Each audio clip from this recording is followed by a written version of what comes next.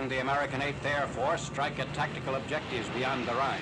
For a week preceding the Allied cross-Rhine drive, air power pulverizes Basel and other strong points. The rocket-firing Typhoons cut down installations of the Nazi defense network.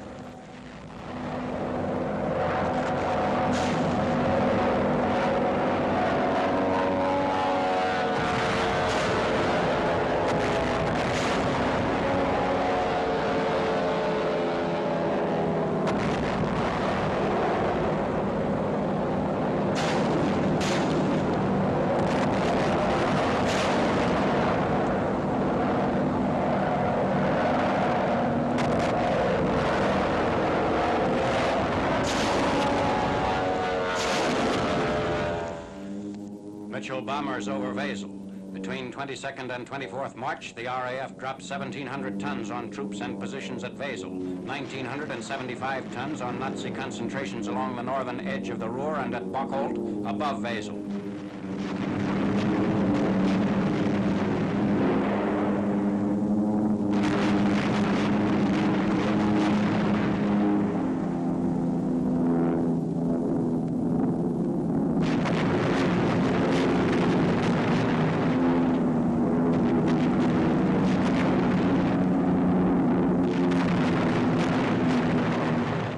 On Friday night, 23rd March, just before the Allied armies begin streaming across the Rhine, the RAF Bomber Command blazes the way for the ground troops. The brilliantly clear weather holds all through the evening.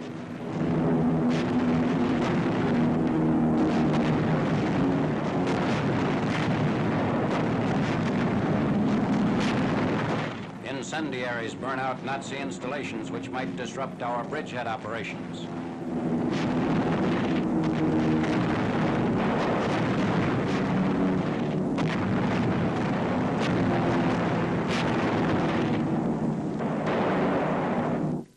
Dawn, 24th March, south of Paris. Paratroopers begin to assemble for the greatest single airborne operation in all history. Officers and men of the U.S. 17th Airborne Division don their gear before entering the troop carriers. The aircraft are C-47s loading 18 men, and for the first time, Curtiss Commando transports, which carry 36 paratroopers. The C-46 Commando is fitted with 2 doors and drops its shooters from both sides simultaneously. Meanwhile, at Allied bases in England, the British 6th Airborne Division begins another phase of the operations. Activities are in exact synchronization with the takeoffs of the U.S. 17th Airborne from France. Gliders jammed with equipment are ready to be hooked up to British Sterling bombers.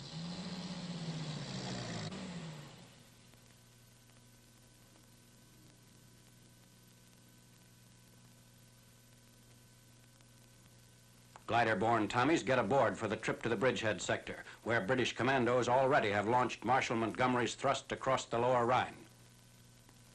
At the same time, the American glider-borne infantry is moving out of airfields in France. These units climb into the Waco or CG-4A glider. It normally carries 12 fully equipped soldiers or a combination of soldiers and equipment up to 4,000 pounds. The nylon rope is prepared for hooking the glider behind the tow ship.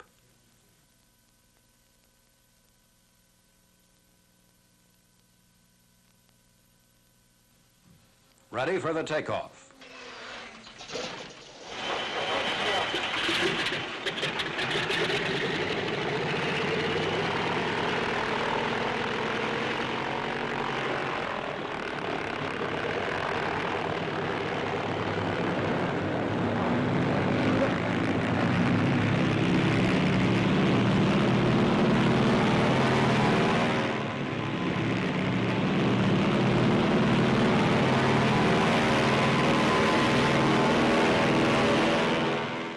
CG-4A glider can be hauled as fast as 150 miles per hour with its full load, although normal cruising speed behind a C-47 is 120 miles per hour.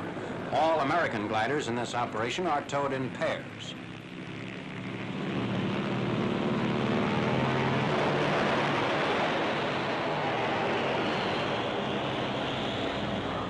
The troops taken aloft constitute the 194th Glider Infantry Regiment.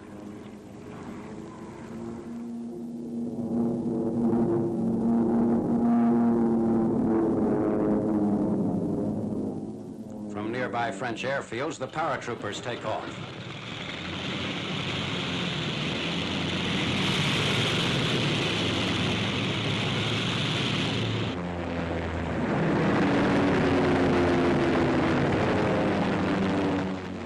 initial elements of Lieutenant General Lewis H. Brereton's 1st Allied Airborne Army on their way toward the Rhine.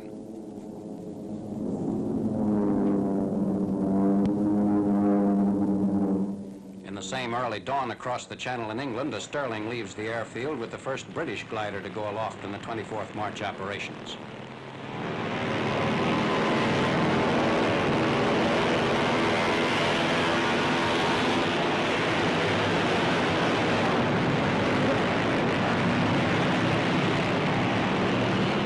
Two types of gliders carry the British troops' weapons and supplies. The Hamel car, which can transport a light tank of approximately 8 tons or any other equivalent load. The Horsa, which is the British standard glider and carries a load of 3 tons. Both are towed singly.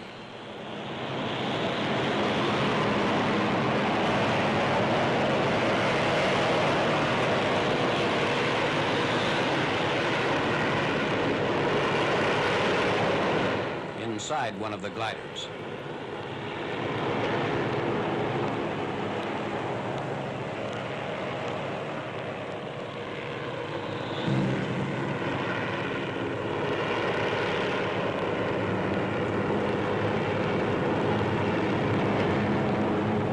Aboard a Stirling bomber as the glider train wings its way over the British countryside.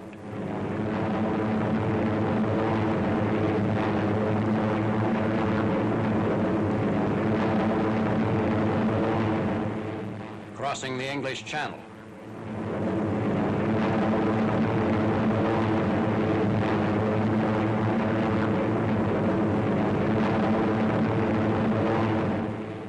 The rendezvous point for the British and American aircraft is near Brussels. Streaming eastward across Belgium, the two great aerial task forces total 1,600 planes, 1,400 gliders, and 40,000 troops.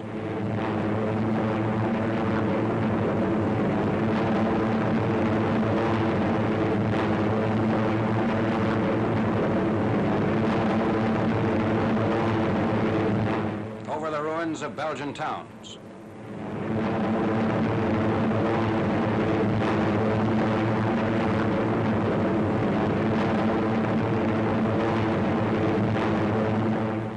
General Brereton and British officers watch the air armada wing its way toward the objective.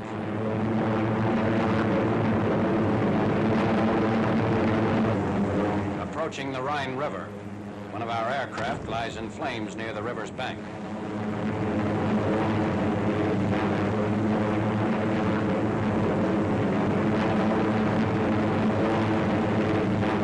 Paratroopers and parapacked supplies spill out over the drop zone in the race Basel area.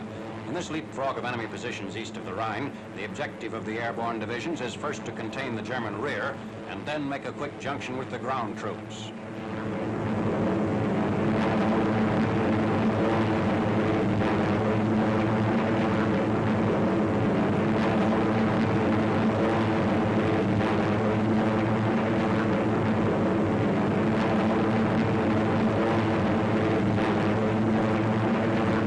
C-46, caught by flak, dives toward the ground.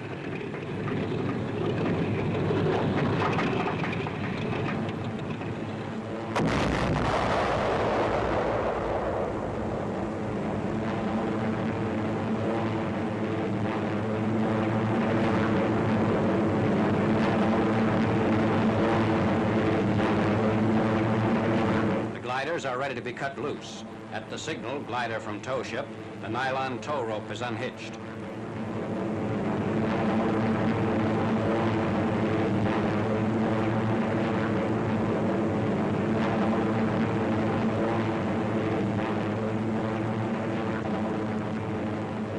First glider landings without mishap.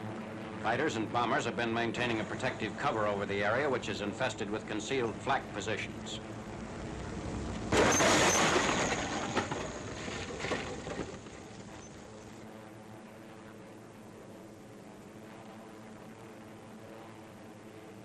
One of the crack-ups.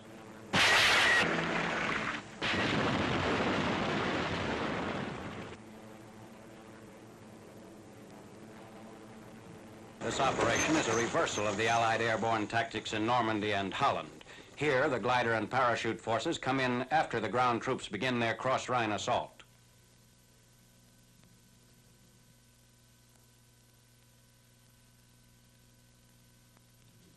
moving out against targets as mapped during the briefing sessions. Assembling squads and forming into fighting units, they spread out behind the Nazi lines. On the first day, the airborne troops capture 6 bridges across the Basel River intact. They seize 4,000 German troops behind their own front lines.